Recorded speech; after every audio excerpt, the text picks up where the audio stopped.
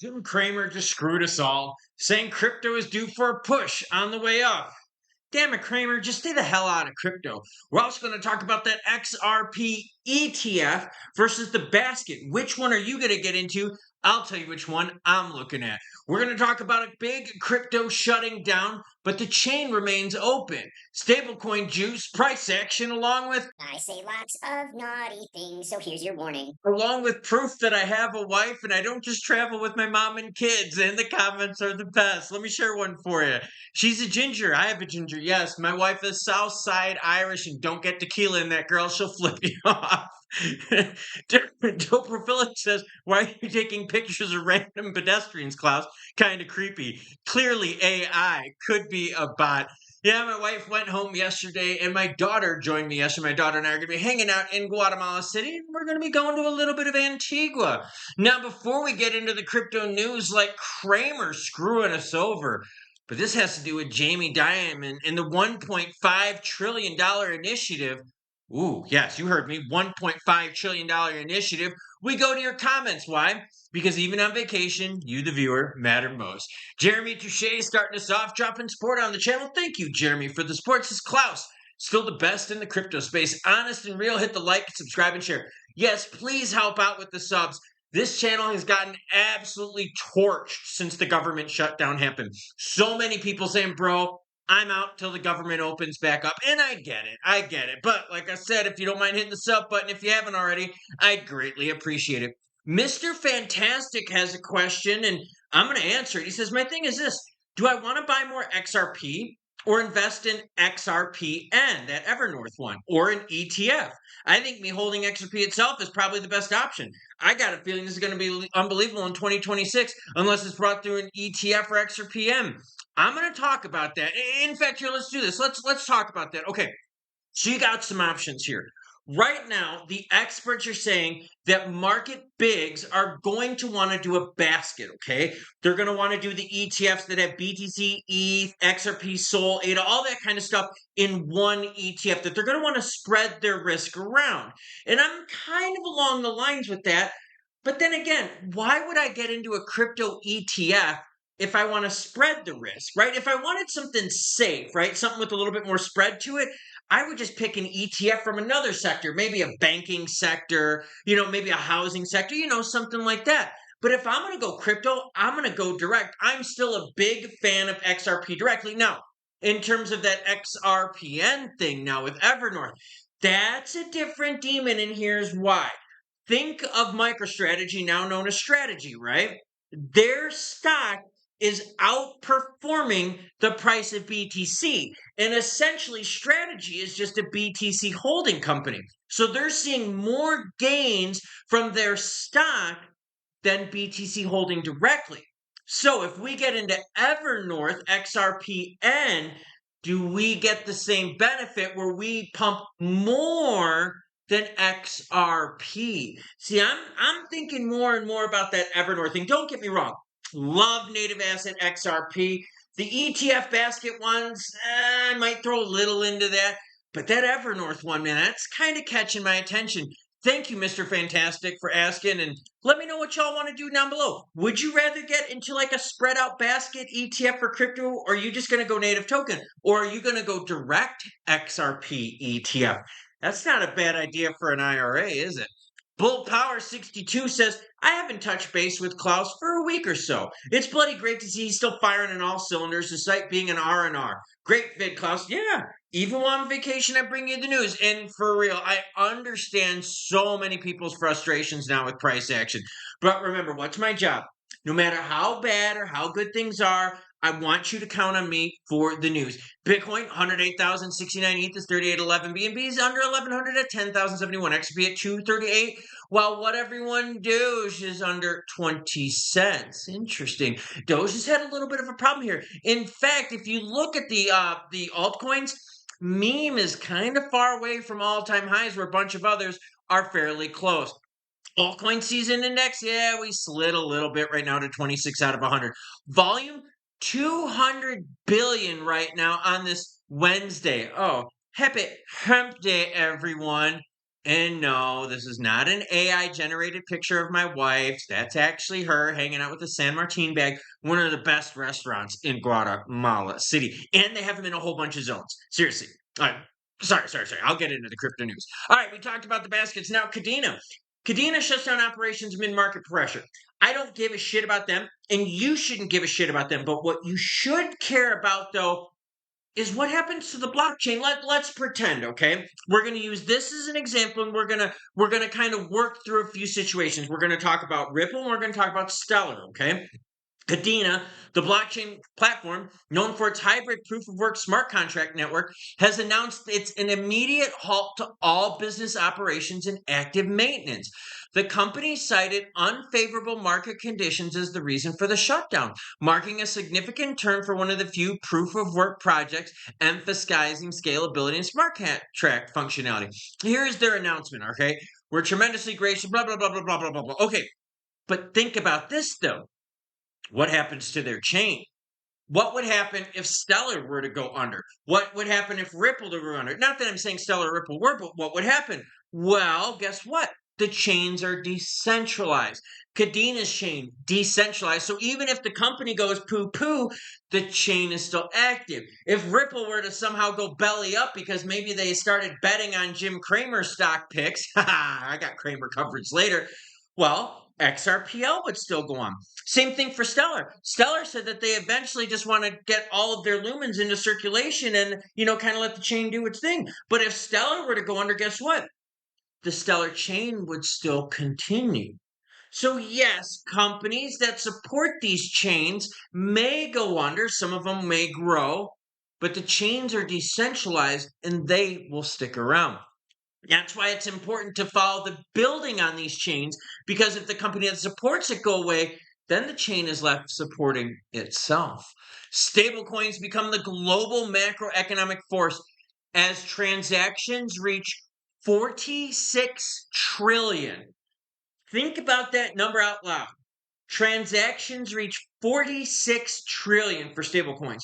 A new A16Z report finds that stablecoins now account for over 1% of the US dollars in circulation. Seriously, big golf clap here. And I get it. A lot of us are like, bro, stables, we like altcoins on. Yes, but remember, a lot of people park money in stables. What? To jump into the alts quick. Stable coins are also a good way to get traditional finance into crypto as well, because it's what? Stable, backed by, short-term treasuries, that kind of stuff. The cryptocurrency market in 2025 is increasingly being shaped by institutional adoption and the rise of stablecoins. Also, think about this. Why are stablecoin transactions booming? Because they have regs. So what do you think is going to happen to crypto once we get the regs? The technology is capable of supporting broader mainstream use, according to capital venture firm Anderson Horowitz's A16Z. In the latest State of Crypto report, they highlighted the growing involvement of traditional finance giants such as BlackRock, Visa, Fidelity, JP Morgan Chase, and a bunch of others, all of which are expanding their presence in the digital space.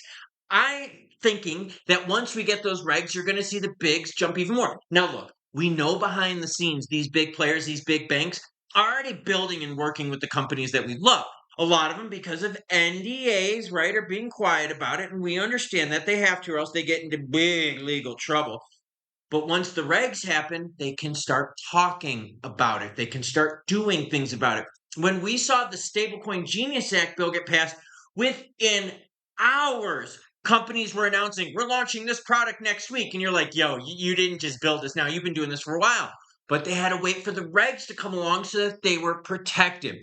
Part of this growth is being driven by improvements in underlying blockchain infrastructure, with some networks processing over 3,400 transactions per second, a 100-fold increase in throughput over the past 5 years. This technological progress has fueled the continued adoption of stablecoins, fiat-pegged digital tokens that can move across the internet without relying on traditional payment rails. The report cited 9 trillion in stablecoin transactions over the last 12 months, an 87% increase from the previous year. Think about that, everyone. Think of how big that is. More than Visa, more than PayPal. This is big. I honestly cannot wait until the regs happen. I can't wait till the government goes back to work so we can see what happens to the altcoins. SEC Chair Atkins warns of ongoing market scrutiny during the shutdown. Atkins says the SEC will maintain market supervision as the shutdown halts ETF approvals and delays new crypto product filings. Essentially, the only thing the SEC is doing right now, market oversight to protect the consumer. SEC Chair Atkins warned today that the market oversight will continue despite the federal government shutdown. The shutdown has gridlocked the SEC, preventing it from processing approvals for new crypto-related products like ETFs and other filings. Atkins has publicly committed to facilitating innovation in crypto by creating an internal project management for faster approvals. But you can't get the faster approvals if we don't have people working at the office. So, like I said, the SEC is working on a skeleton crew right now. Only about 10% of their workforce is actually working. Now on to the Cramer report, and then we're going to talk some Xrp. Jamie Dimon, just the Fed. The cockroaches of crypto, Jim Cramer says. Oh, man. JP Morgan Chase CEO unveiled a $1.5 trillion initiative dubbed Security and Resiliency. The sweeping 10-year effort aims to finance and invest in industries deemed vital to national security, from critical minerals and batteries to AI, quantum computing, and crypto. Cramer, however, sees trouble brewing as a fresh wave of speculation as crypto bugs crawling out of the woodwork. This is what Cramer said. This guy's a scumbag. He said crypto's due for a push today. So if you want to know why we're red, there you go. Definitely don't do what Cramer says, because let's be real here. Cramer says we're due for a push, and what happened? Yeah, okay, let's keep reading here. We are in 2000 territory specs. And what that means is, you guys remember the dot-com bubble? For those who don't, when the internet came out, you had a whole bunch of dot-com companies going, like being launched. A lot of those companies did not make money. All they did was spend their excess stuff on what? On advertising and all this other kind of crap, right? It was kind of like when all like the crypto firms were investing in all like the stadium deals, and then a whole bunch of them went under because they spent money on advertising. He's kind of saying that we're in the same territory. He says, it is where the cockroaches are, asshole. But he didn't say asshole, I said that. But at the same time, Jamie Dimon said the cockroaches are ending as he announces a $1.5 trillion fund that unwittingly stoked a huge speculation wave. We must focus on this before people really get hurt. Trim. Look, obviously crypto is speculative. It'll become less speculative with regulations. It'll become less speculative as we see the ETFs help us out. And remember, Cramer has been flip-flopping. He's some days pro-crypto, he's sometimes anti-crypto. Some of you say I'm flip-flopping, but I'm not.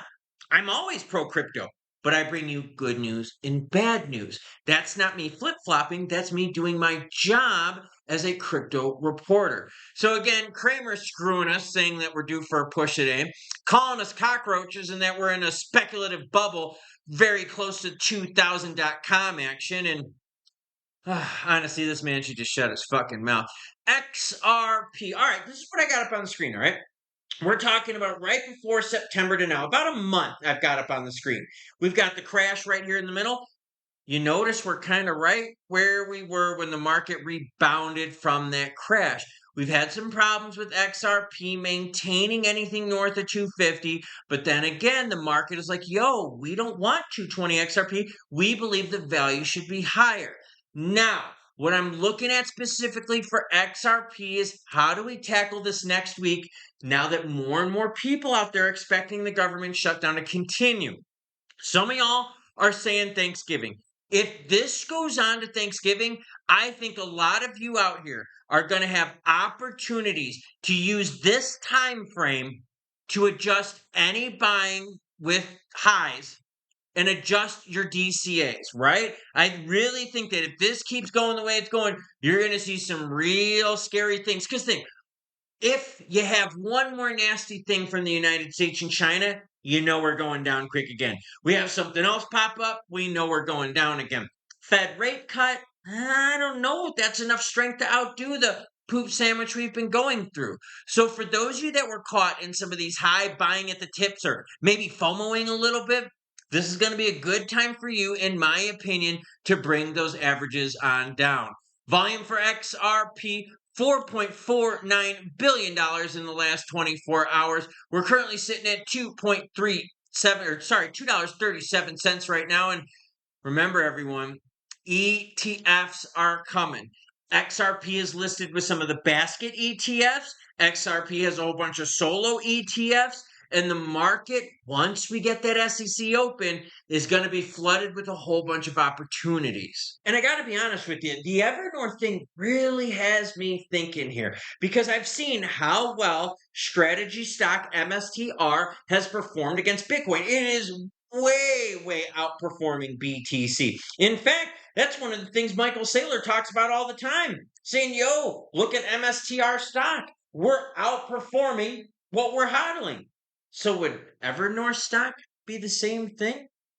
Makes you wonder, doesn't it? Now, in terms of getting a basket ETF of cryptos or getting a solo, I would say this. If you're into XRP, and remember, this is just the way I think, you do whatever you want to bring in news, good, bad, happy, or sad. My thinking is this. A solo ETF for XRP. Okay. But why not then just go with native XRP?